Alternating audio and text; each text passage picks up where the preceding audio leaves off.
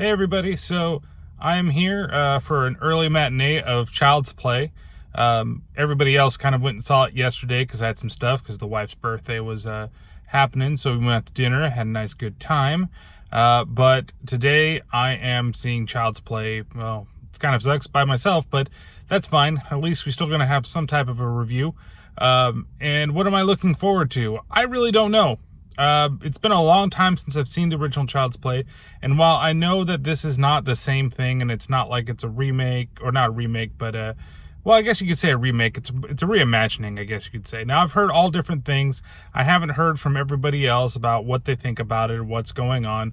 Well, I've had a couple people tell me that they're not sure about it, but it looks like the trailers looks terrible. The Buddy doll looks terrible. I don't know why they made it with an eye this time. I don't know, maybe to differentiate it.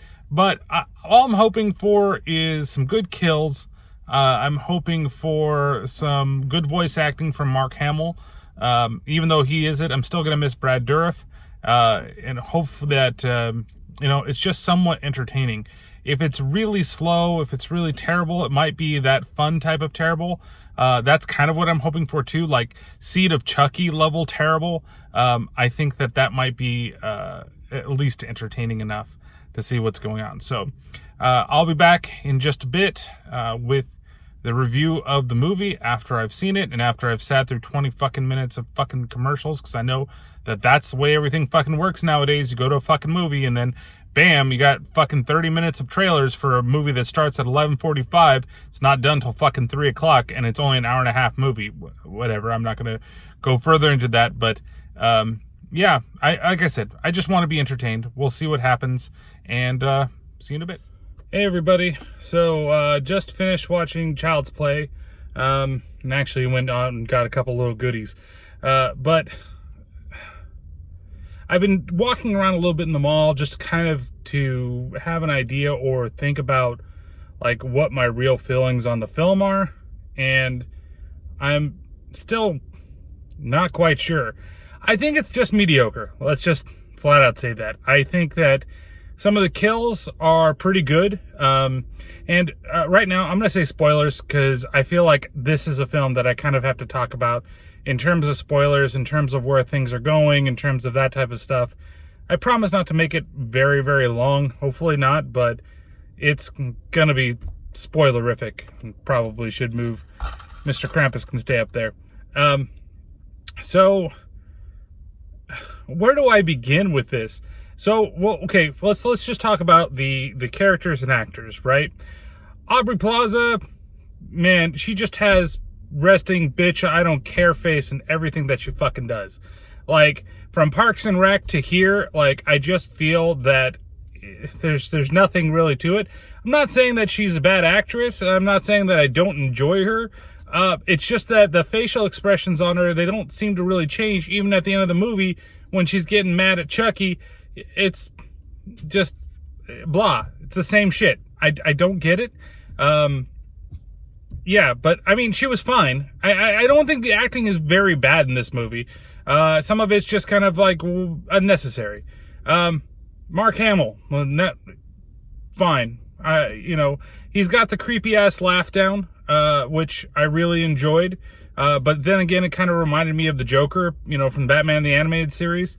But in general, he doesn't really, like, I read one of the reviews and they talked about like how he really doesn't have anything extra to say or anything special to say.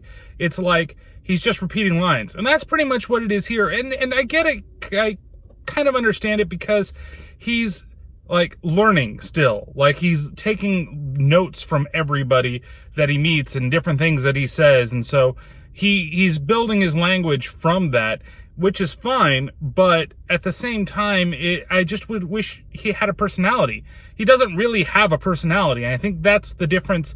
I mean, I know you are going to say, well, you can't fucking judge this by the original Child's Play movies because there's such different films, and, it's a reimagining or reboot or whatever the fuck you want to call it of the series. You can't really say right out loud that, hey, this is, a standalone. Like, you can't forget the original, okay? You have to, because honestly, it hits a lot of the same notes as the original, and it does a lot of the same things, but it does things differently, okay? So when I have to compare the two together, Hamill does a fine job, but the character of Chucky is just not as good as Brad Dourif's character. And not just in terms of, like, I know we've got 7 fucking Chucky films that, you know, give him life and give him more to do, but even in the original one, I felt like you were better connected to it. And there was one reviewer specifically that said that, oh, and it gave the movie like an A+.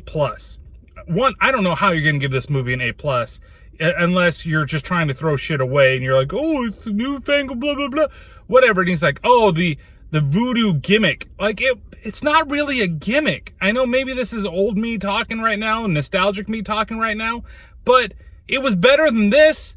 It was better than a fucking Vietnamese man being pissed off at his job because he doesn't want to fucking work in this factory putting together these fucking buddy dolls and just uploading the fucking thing. And you know what? That's not the way it would be fucking done in those places either. It's all fucking either automated or done by fucking like assembly line things. You already have everything preloaded. So why have the buddy doll like, oh, he's putting it together?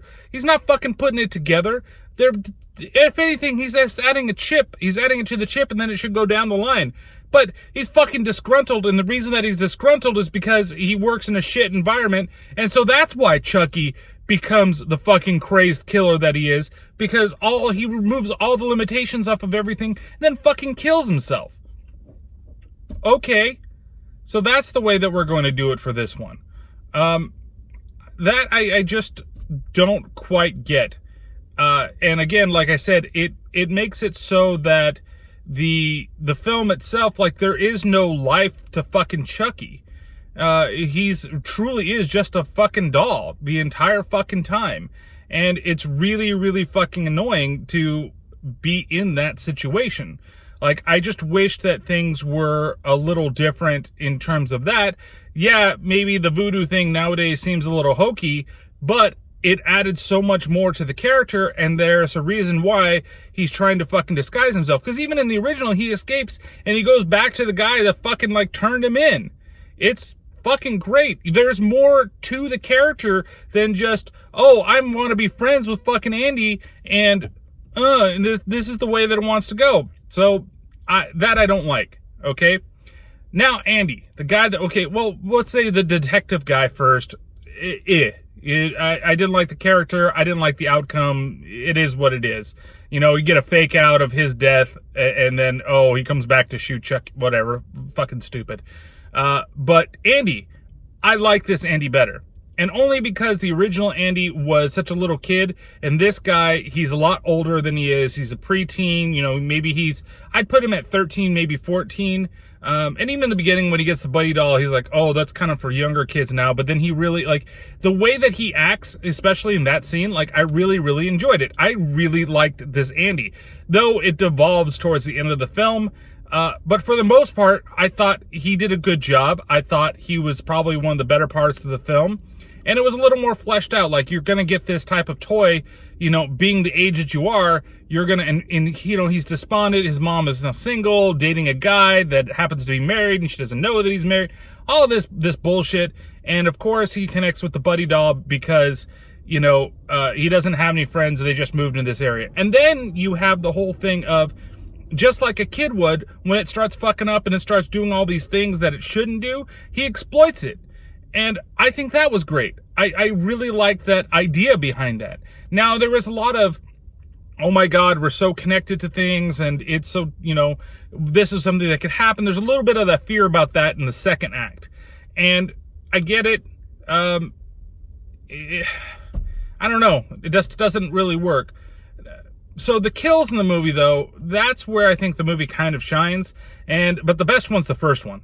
The very first time, well, the second one, I guess you could say, because the cat fucking gets killed.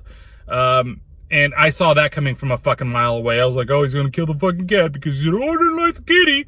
Like, why do we gotta fucking kill animals right away? Like, I know this is probably like this bullshit that, that a lot of people, and I'd say a lot of people, you worry more about the animal than you do about the human.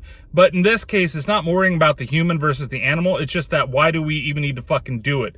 Like in this regard, like could have just left it alone, or could have just done what you did with a fucking boyfriend. Like, just do that. That would have been fine. You don't need to fucking kill the cat, but you could have just done a little bit. And like, I was fine with the beginning when he first strangled the cat. Totally cool with that. Like, not cool with strangling cats, but totally cool with the idea behind it, because it's a learning experience. So he realizes that, hey, he's not as just fun because he's outside of it. He's doing other things. But when he fucking just kills the cat, I'm just like, whatever. So killing of the boyfriend, perfectly fine, except for like the setup was really fucking stupid. Like, he goes home, you find out that he's a fucking cheater, and there you go. That's your reasoning for kind of one of the ways of killing him. But the fact that Andy's like, oh, I don't like you anymore, I want you dead, that's the way we're gonna go to. So it's like I said, but the way that everything was killed, and I know there's a big long pause there, and I'm just trying to think through everything, but the way that it was killed looked really good, and it was a lot more violent. I don't get with the second guy why all these fat guys always got to be these fucking like creepers spying on everybody type things. Oh, he's such a loner, blah, blah, blah. I fucking hate it. Like, let's go write that in there and be done with it. Whatever. I don't give a shit. But okay, so my phone overheated. I'm trying to keep it a little lower, a little out of the sun. So if you're looking up at me, I'm sorry. But I had to turn on the AC, so there's a little extra noise in the background. I'm terribly sorry. Maybe I can clean it up, who knows. But anyway, so what I was trying to say is you have El Fat Guy back there, and he's got to be the fucking like creeper guy. Whenever it comes to any of these types of movies, it seems like they've always got to make the fat guy like the fucking like perv, spying on everybody, doing everything that was terrible, you know. Just I don't know why they have to do this stuff. But again, his death was relatively good as well.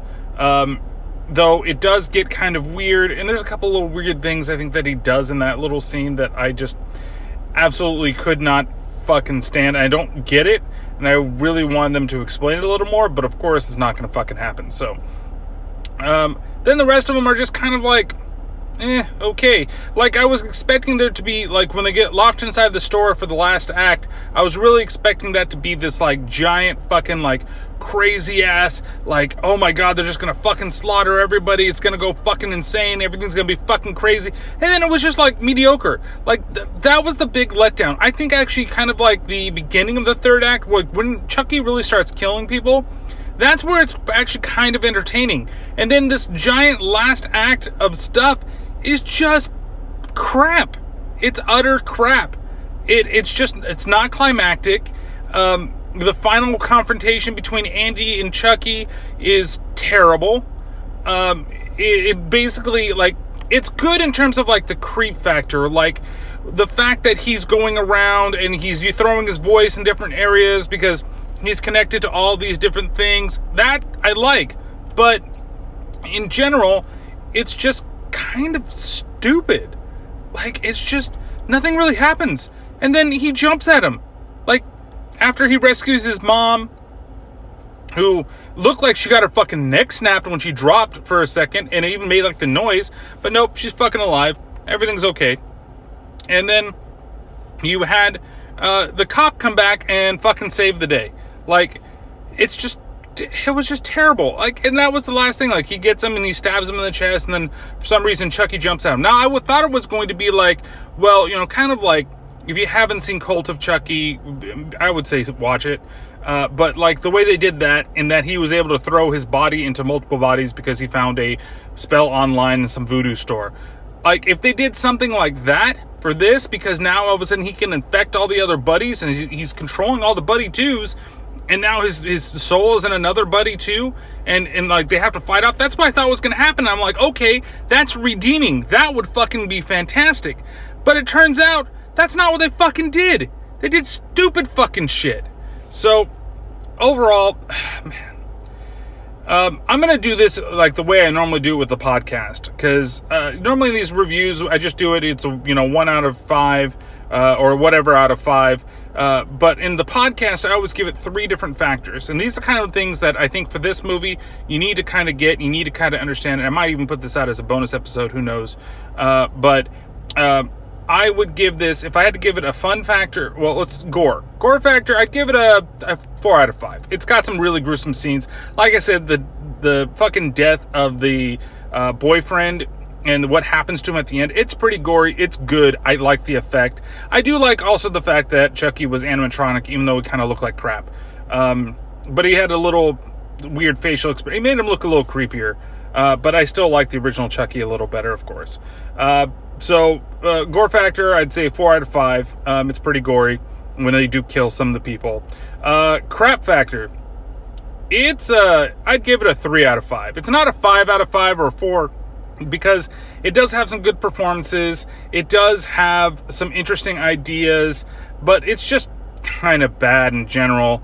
But it's definitely a 3 out of 5. And then if I have to give this a fun factor, I'd give it a 2 out of 5. Like I said, some good ideas, some kind of creepy scenes, but a lot of it, the beginning is boring, and the ending was just really boring to me. But the middle part where he's kind of starting to do his killings, not too bad, kind of entertaining. So overall, I'm gonna give this 2 out of 5. I don't know, 2 out of 5 shins, bones through your ankle. Or no, I should do 2 out of 5 toupees on a watermelon. It's just not that good. I can't wait to hear some of the other people talk about it. I know the guys on Beyond the Void, they're going to do a review on it, and I can't wait to hear that and kind of get more into it. I had to skip out on one of theirs because they did The Dead Don't Die, and I haven't seen that movie yet, and I kind of want to see it before I listen to them talk about it. But nonetheless, if you're really into it, and there are people in the audience that really enjoyed it, and there were a lot of the younger folks in the audience that really enjoyed it, but I could tell that a lot of the people that grew up with Chucky just didn't find it that entertaining.